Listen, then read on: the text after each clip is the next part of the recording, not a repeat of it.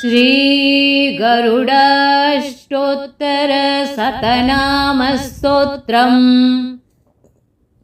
श्रीदेव्युवाच देवदेव महादेव सर्वज्ञकरुणानिधे स्तोतुमिच्छामि दाक्ष्यस्य नाम्नामष्टोत्तरं शतम्।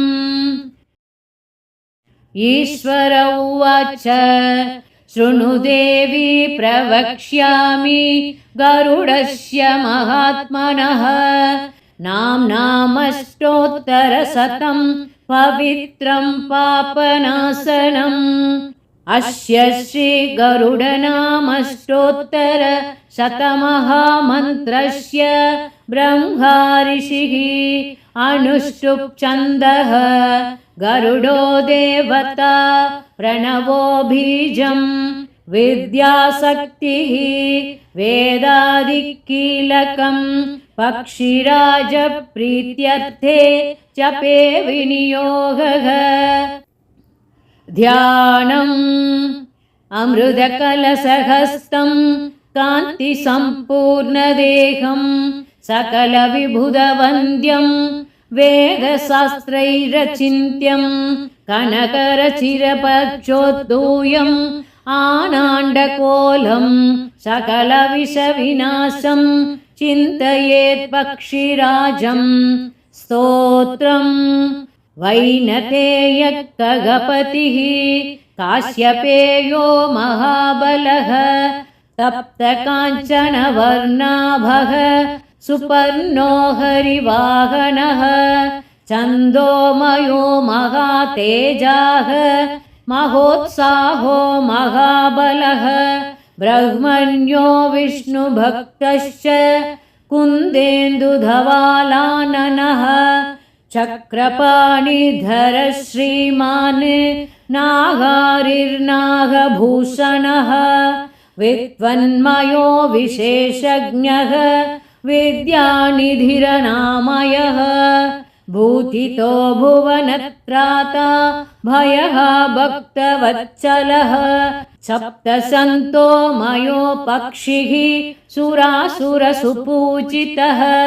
भुजङ्गभुक्कच्च पाशी दैत्यगन्धारुणानुजः निगमात्मा निराधारो निस्त्रैकुण्यो निरञ्जनः निर्विकल्पः परञ्ज्योतिः परात् परतरः परः शुभाङ्गः शुभदः शूरः सूक्ष्मरूपी बृहत्तनुः विशासी विजितात्मा च विजयो जयवर्धनः अजास्यो जगदीशश्च जनार्दनमहाध्वजः घनः सन्तापविच्छेता जरामरणवर्जितः कल्याणदः कलातीतः कलाधरसम्प्रभः सोमभः सुरसङ्गेशः यज्ञाङ्गो यज्ञभूषणः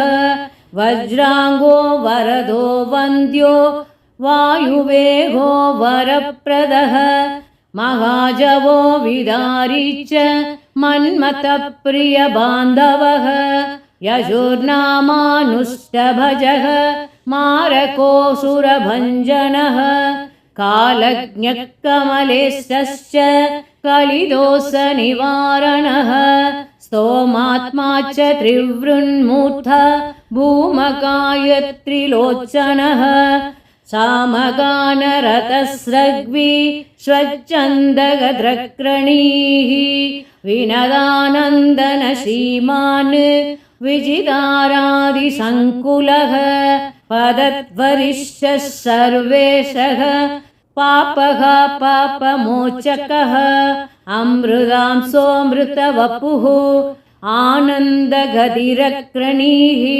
सुधाकुम्भधरः गरुडो भगवान् स्तोत्रः स्तोपस्वर्णवपुस्वराट् विद्युन्निभो विशालाङ्गो विनतादास्यमोचकः इतीदं परमं गुह्यं गरुडस्य महात्मनः नाम्नामष्टोत्तरं पुण्यं पवित्रं पापनाशनं गीयमानं मया गीतं विष्णुना समुदीरितं सर्वज्ञत्वं मनोज्ञत्वं कामरूपत्वमेव वा अमरत्वं ऋषित्वं वा गन्धर्वत्वमथापि वा अनिमादिगुणं चैव अष्टभोगं तथा भवेत् इदं तु दिव्यं परमं रहस्यं सदा